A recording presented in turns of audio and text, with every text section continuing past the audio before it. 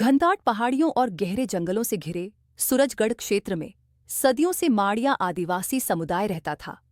उनके लिए जंगल सिर्फ हरियाली नहीं, वह उनकी संस्कृति, परंपरा, भोजन, दवा, घर, देवता और पहचान था।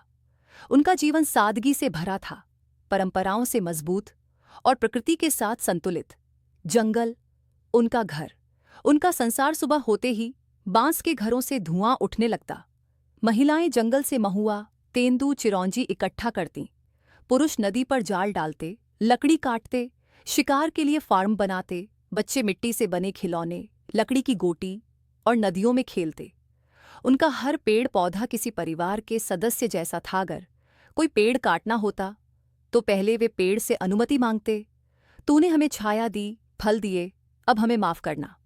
उनकी मान्यता थी, जंगल बचा तो हम बचे, जंगल गया तो हम भी खत्म। उनकी मान्यता थी, जंगल बचा तो हम बचे, जंगल गया तो हम भी खत्म। रात होते ही माड़िया ढोल नगाड़े तुम्बी लेकर नाचते गाते। बुजुर्ग आग के पास बैठकर कहानियां सुनाते, कैसे उनके पूर्वजों ने इस जंगल की रक्षा की, कैसे प्रकृति उनके रक्षक की तरह हमेशा साथ रही।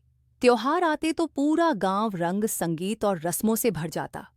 उनकी भाषा, पहनावा, नृत्य सब प्रकृति से जन्मे थे। मुश्किल का साया, जंगल काटने का आदेश। एक दिन गांव में जीपों का शोर गूंजा। ठेकेदार, मशीनें और अधिकारी आए। उन्होंने कहा, ये जंगल सरकार ने हमें फैक्ट्री बनाने के लिए दिया है। आदिवासी स्तब्ध रह गए। महिलाओं की आंखों में डर छा गया, पुरुषों की मुट्ठियां भीग गईं, क्योंकि जंगल खोने का मतलब था घर, भोजन, दवा, पानी सब खोना। बुजुर्ग नेता सोमा पापाजी का भाषण। गांव के सबसे सम्मानित बुजुर्ग सोमा पापाजी उठे और बोले, जंगल हमारे शरीर की सांस है। अगर ये पेड़ कटे तो हम भी नहीं बचेंगे। हम लड़ाई नहीं करेंगे, लेकिन जंगल को छोड़ भी नहीं देंगे। उनकी आवाज में ऐसी शक्ति थी कि पूरा गांव एक साथ खड़ा हो गया।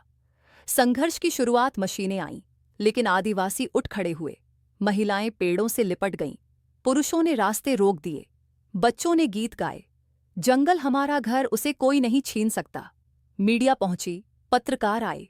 सूरजगढ़ का आंदोलन धीरे धीरे पूरे राज्य में चर्चा बन गया। सरकार की जांच और सच का खुलासा। जब अधिकारी गांव आए, उन्होंने देखा, ये लोग जंगल काटने से नहीं, अपना अस्तित्व बचाने के लिए खड़े हैं। उन्होंने देखा कि जंगल ही उनकी दवाई है। जीत। वन अधिकार का निर्णय। कई दिनों के संघर्ष के बाद सरकार ने घोषणा की, माड़िया समुदाय इस जंगल का असली वारिस है। ठेकेदार का परमिट रद्द हो गया, जंगल सुरक्षित घोषित कर दिया गया। माड़िया समुदाय की खुशी का ठिकाना नहीं रहा। ढोल बजे, नृत्य हुआ और जंगल में फिर से जीवन गूंज उठी। कहानी का सार सोमा पापाजी ने अंतिम सभा में कहा, हमने जंगल की रक्षा नहीं की, जंगल ने हमें एकजुट होकर जीतना सिखाया है। सीख प्रकृति से जुड़कर जीना ही असली संपत्ति है। विकास जरूरी है, पर प्रकृति को नष्ट करके नहीं। एकता से बड़ी कोई ताकत नहीं।